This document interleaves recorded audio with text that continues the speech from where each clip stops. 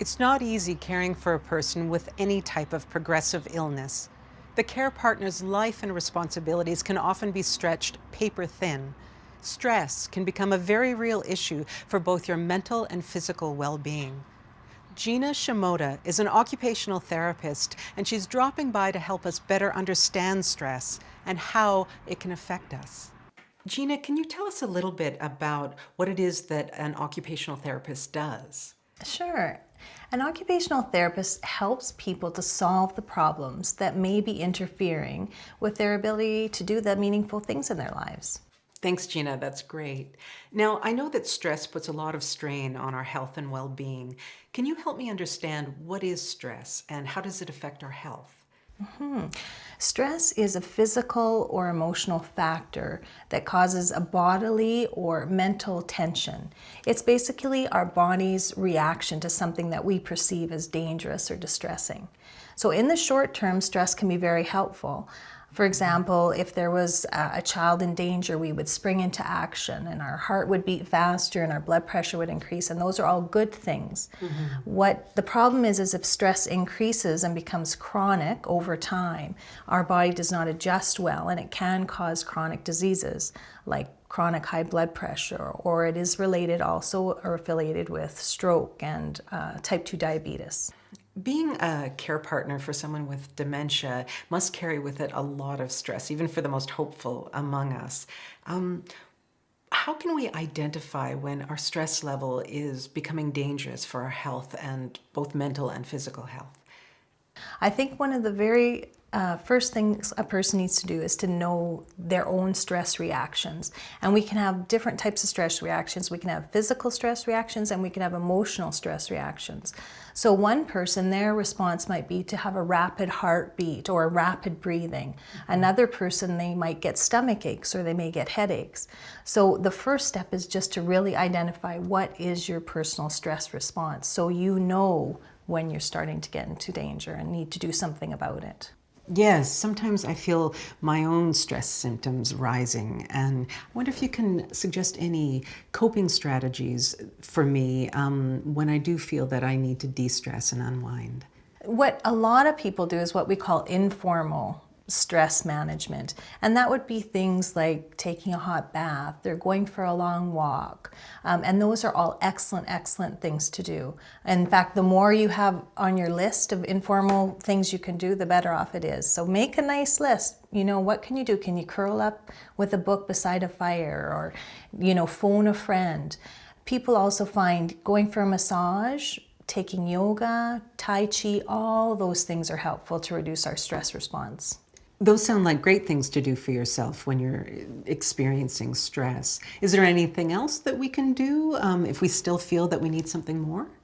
For sure. There's what we call formal stress management techniques, and those would be things like visualization or progressive muscle relaxation, something where you could either take a workshop or read a book on the topic, but it's more of a formal time where you would take some moments to yourself and practice a relaxation technique that you would bring down your stress response. Excellent. I might try some of those.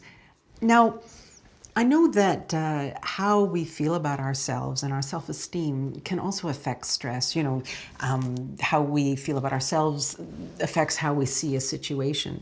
Can you talk about how your self-esteem affects stress? There's been lots of research done on something called cognitive behavioral therapy, or CBT. Yeah. Basically, the idea behind that is your thought leads to how you feel about an event, which turns into how you behave. So in this kind of situation, if you're a caregiver, an example would be if you have an event that you see negatively, that may lead to a negative feeling, which may lead to a negative outcome. And I'll give you an example. Let's say the person you are caring for is constantly repeating questions. So a negative perspective might be, this is driving me crazy. When is this going to stop? I'm the only one who ever has to deal with this. This is never going to end. A more positive perspective might be, this is part of the disease. I know the person may become distracted in a few minutes. I can remain calm a little while longer. I can make it through this. And what happens is is if a person is in a negative perspective and has a negative feeling, let's say the feeling is anger, frustration, or hopelessness, that can then lead to a negative behavior, perhaps choosing something like drinking or turning to alcohol rather than a more positive behavior. The person who's maybe thinking more positively may feel a more hopeful perspective, and then they may choose something like phoning a friend or turning to one of their adult children for support. I see how our thinking can really shift our perspective. Now, what do you say to people who feel like all the pressure's on them, like they have to go it alone? Well, caregiving can for sure lead to isolation, and research does show that support groups can be hugely beneficial for care partners. And they can be informal, like going to a community support group, a seniors group, a church, anything like that. Or some people might find it really helpful to join with others in a similar situation where they can brainstorm ideas together and just get that encouragement and express their feelings with others who are in a similar situation. Making sure that you have time for yourself and that you take a break is really important for care partners. But many people would say, how on earth am I going to find time to do that? What would you recommend to them? Lots of care partners find it very difficult to accept help. And my response to them is if someone offers, whether it be a neighbor, a friend, or a family member, say yes. You need support and you need help. Often people don't know how to help, and they might need guidance from the care partner to say, you know what might really help is if you could just pick up some milk and some eggs for me. Or if you could just sit with my loved one for 2 hours while I go take a walk with the dog. People like to have specific examples so that they know, oh, this is the one thing I can do to help. And besides the informal supports, there's also formal supports.